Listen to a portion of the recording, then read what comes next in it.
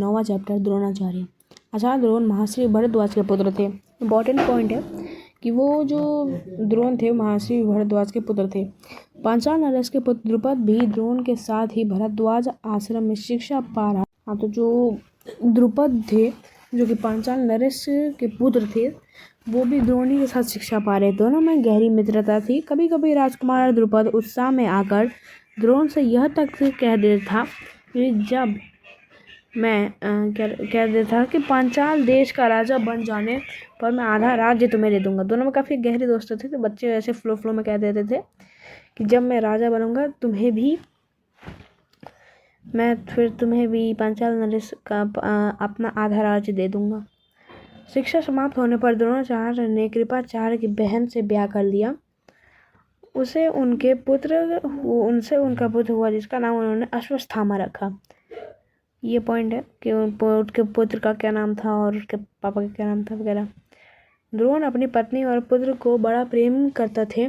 द्रोण बड़े गरीब थे। वह चाहते थे कि धन प्राप्त किया जाए और अपनी पत्नी व पुत्र के साथ सुख से रहा जाए। उन्हें खबर लगी कि परशुराम अपनी सारी संपत्ति गरीब ब्राह्मणों में बांट रहे हैं तो भागे भागे गए उनके पास, लेकिन उनके पहुंचने तक परशुराम अपनी सारी संपत्ति वितरित कर चुके थे, बांट चुके थे और वन गमन की तैयारी कर रहे थे, वन जाने की तैयारी। द्रोण को देखकर वो बोले, ब्राह्मण श्रेष्ठ, आपका स्वागत है, पर मेरे पास जो कुछ था वो मैं बांट चुका हूँ। अब यह मेरा शरीर और धनुर्विद्या ही है, बताइए मैं आपके लिए क्या कर सकता हूँ। वो बांट चुके थे तो अब क्या ही देते वो। तो तब द्रोण ने उनसे सारे अस्त्रों के प्रयोग तथा रहस्य सिखाने की प्रार्थना की। परशुराम को यह प्रार्थना स्वीकार कर ली। बोले, आपके पास धन नहीं है तो हमें यही सिखा दे कि कैसे धनुर्विद्या वो सब सिखा दे। तो फिर उसके बाद उन्होंने धनुर्विद्या सिखा दी। उसके बाद कुछ समय बाद राजकुमार द्रुपद के पिता का देहवसन हो गया और मतलब उनकी मृत्यु हो गई और द्रुपद राजगद्दी पर बैठे। द्रोणाचार्य ने जब द्रुपद के पांचाल देश के राजगद्दी बैठने की खबर लगी तो यह सुनकर वो बड़े प्रसन्न हुए और राजा द्रुपद से मिलने चले पड़े। मतलब वो गरीब थे तो वो थोड़ा सा उन्हें उत्सुकता हो गई कि पहले वो बोलते था मैं तुम्हें आधा राज दे दूंगा, ये दे दूंगा, तो बड़े उत्सुकता हुई और वहाँ चल दिए। तो यह सुनकर वो बड़ा प्रसन्न हुआ। हाँ, उन्हें गुरु के आश्रम में द्रुपद की लड़कपन में कई बातचीत याद थी। सोचा यदि आधा राज भी ना देगा तो कम से कम कुछ धन तो जरूर देगा ही। यह आशा लेकर द्रोणाचार्य राजा द्रुपद के पास पहुंचे और बोले, मित्र द्रुपद, तुम मुझे पहचानते हो ना? मैं तुम्हारा बालपन का मित्र द्रोण हूँ। ऐश्वर्य के मद में मत हुए राजा द्रुपद ने द्रोणाचार्य को आना बुरा लगा और द्रोण को अपनी साथ मित्रा का सा व्यवहार करने तो भी और अखरा, मतलब उन्हें बुरा लगा क्योंकि वो तो पहचानते थे नहीं उस समय तक, इसीलिए। उसके बाद साथ मित्र का व्यवहार करने लगे तो वह द्रोण पर गुस्सा हो गए और बोला, ब्राह्मण, तुम्हारा यह व्यवहार संशोधित नहीं है। तुम मित्र कहकर पुकारने का तुम्हें साहस कैसे हुआ? ऐसे बोलने लगे। सिंहासन में बैठे हुए एक राजा के साथ एक दरिद्र प्रजातन की मित्रा का भी हुई है। तुम्हारी बुद्धि कितनी कच्ची है। बुद्धि कितनी कच्ची है। लड़कपन में लाचारी कारण हम दोनों ने को जो साथ रहना पड़ा, उसके आधार पर तुम द्रुपद से मित्रता का दावा करने लगे। दरिद्र की धनी के साथ, मूर्ख की विद्वान के साथ और कायर की वीर के साथ मित्रता कहीं हो सकती है? मित्रता बराबर हैसियत वालों की होती है। तुम गरीब, मैं अमीर, ऐसे दोनों बोलने लगे। उसके बाद जो किसी राज्य का स्वामी न हो वह राजा का मित्र कभी नहीं हो सकता। द्रुपद के इन कठोर गवक्तियों को सुनकर द्रोणाचार्य बड़े लज्जित हुए और उन्हें क्रोध भी आया। उन्होंने निश्चय कर दिया कि मैं इस अभिमानी राजा को सबक सिखाऊंगा और बचपन में जो मित्रा की बात हुई उसे पूरा करके चैन लूंगा। वह हस्तिनापुर पहुंचे। वहां अपनी पत्नी के भाई कृपाचार्य को ये गुप्त रूप से रहने लगे, चुपचाप रहने लगे अपने पत्नी के भाई के यहाँ, यानी कृपाचार्य के यहाँ।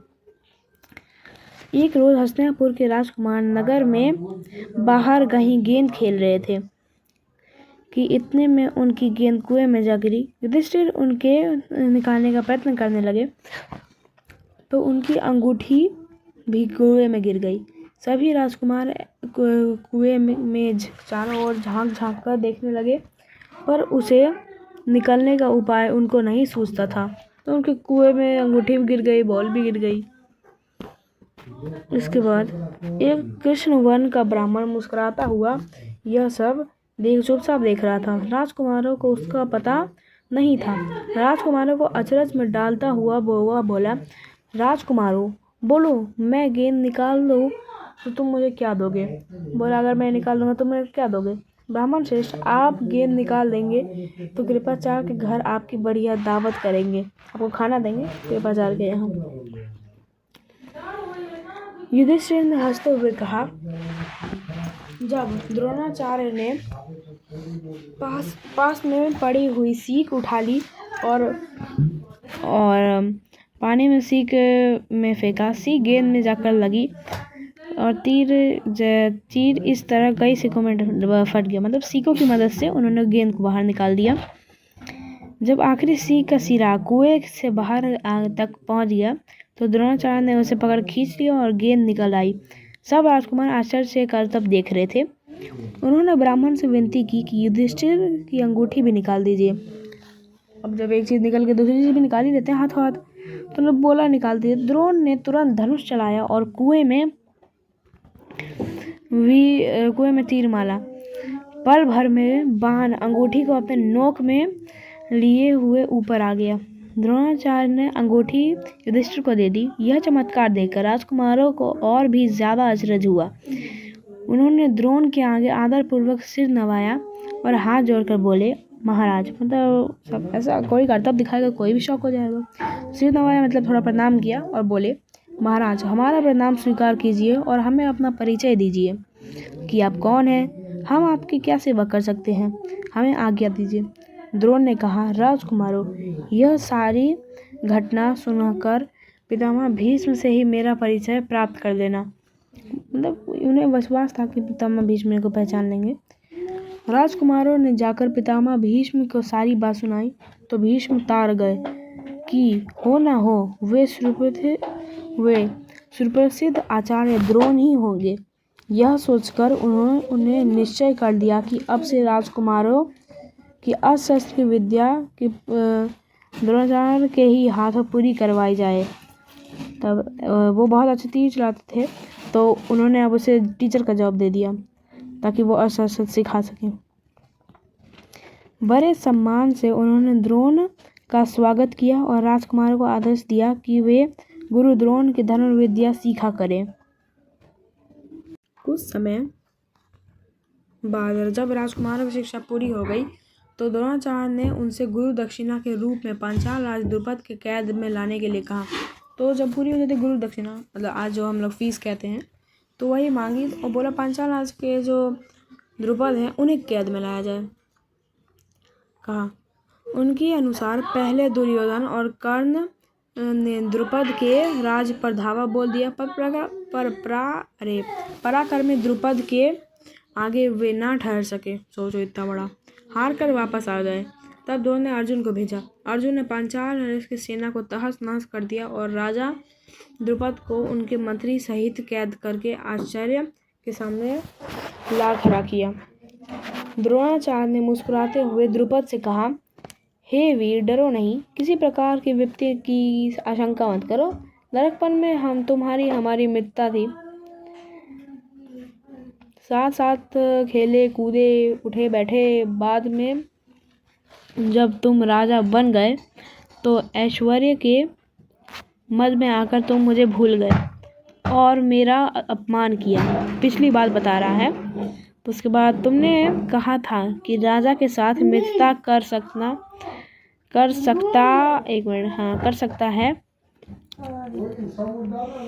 इसी कारण मुझे युद्ध करके तुम्हारा राज्य छीनना पड़ा, परंतु मैं तुम्हारे साथ मित्रता ही करना चाहता हूँ, इसलिए आधा राज्य तुम्हें वापस लौटा देता हूँ। क्योंकि मेरा मित्र बनने के लिए भी तो मतलब उसने बोला था ना कि बराबर का होना चाहिए हर कोई, तो उसने बोला आधा राज्य ठीक है तुम्हें दे देता हूँ और आधा राज्य मैं रख लेता हूँ। उसके बाद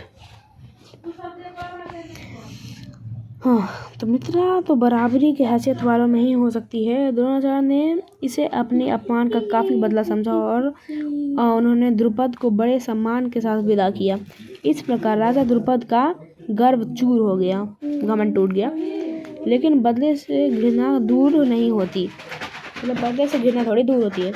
ओए, किसी के अभिमान को ठेस लगने पर जो पीड़ा होती है उसे सहन कर पाना कठिन होता है। मतलब जो ऐसे बदले की जो आग होती है ना अंदर, आज तो उसकी लंका, मतलब ऐसे करके बोलते हैं ना कि मतलब लड़ाई हो गई ये सब, तो बदले की आग होती है, उसे जिससे ले पाना थोड़ा मुश्किल होता है।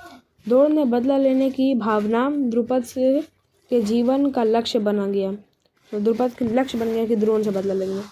उसने कई कठोर व्रत और तप इस कामना से किए कि उसे एक ऐसा पुत्र, उनसे कई कठोर व्रत किए और तप ने कामना की कि उन्हें ऐसा पुत्र हो जो द्रोण को मार सके। सोचो, इतना उन्हें आग था कि वो द्रोण को मार ही डालना चाहते थे।